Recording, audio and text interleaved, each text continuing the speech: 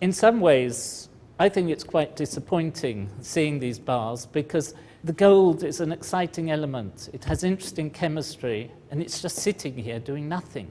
It's enormously impressive, but it's a bit sad, rather like a mausoleum where the dead gold is sitting, waiting for people to remember it. Could be doing exciting reactions and so on. We're in the vault, the bullion vault of the Bank of England.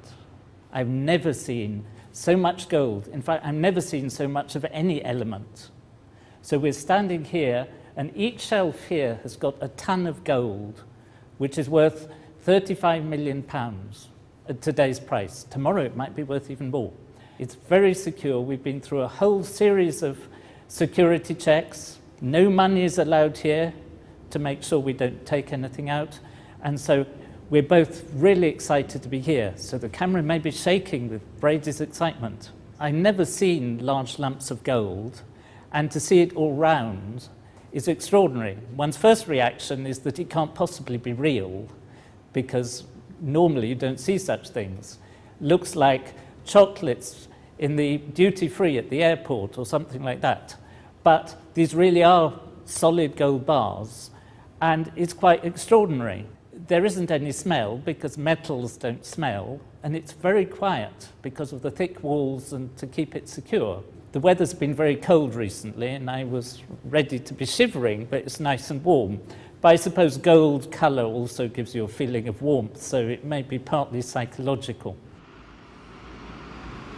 The reason why the bank has got this store is because not only the Bank of England, but other central banks like to keep some of their money reserves in gold, because the price of gold is very stable, or the value of gold, compared to the value of currencies, which can go up and down. And so every country has a certain proportion of its reserves in gold. And if you look at the statistics, the UK at the moment has about 310 tons of gold in its reserves. But there's much more gold here than that, because it belongs to all sorts of people, not just to the Bank of England. This vault is part of a complex of different rooms. I haven't seen the other rooms, but all together, if you look at the bank's annual report, it's worth £197 billion. That is £197,000 million. And that's quite a serious sum of money. People buy and sell the gold, and each block of gold has its own number, like your car has a registration number.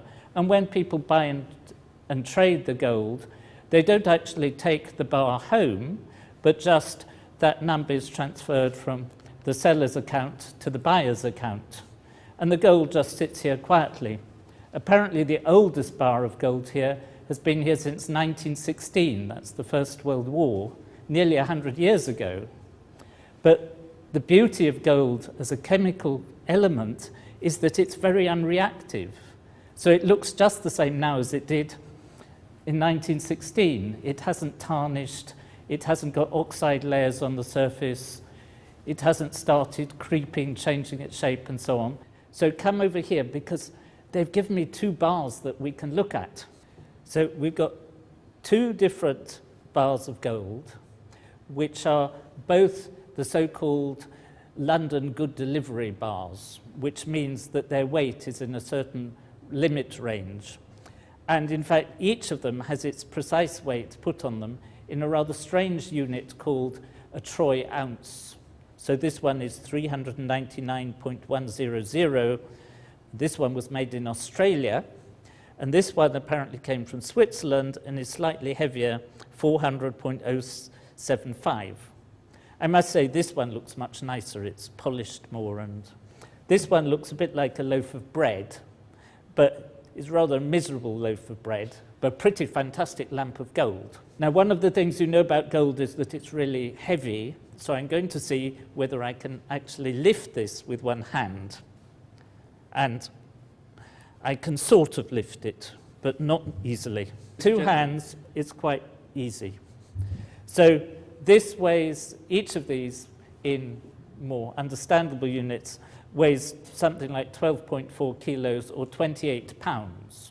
So for those of you who use imperial units, that's 2 stone. Each of these is worth about £435,000.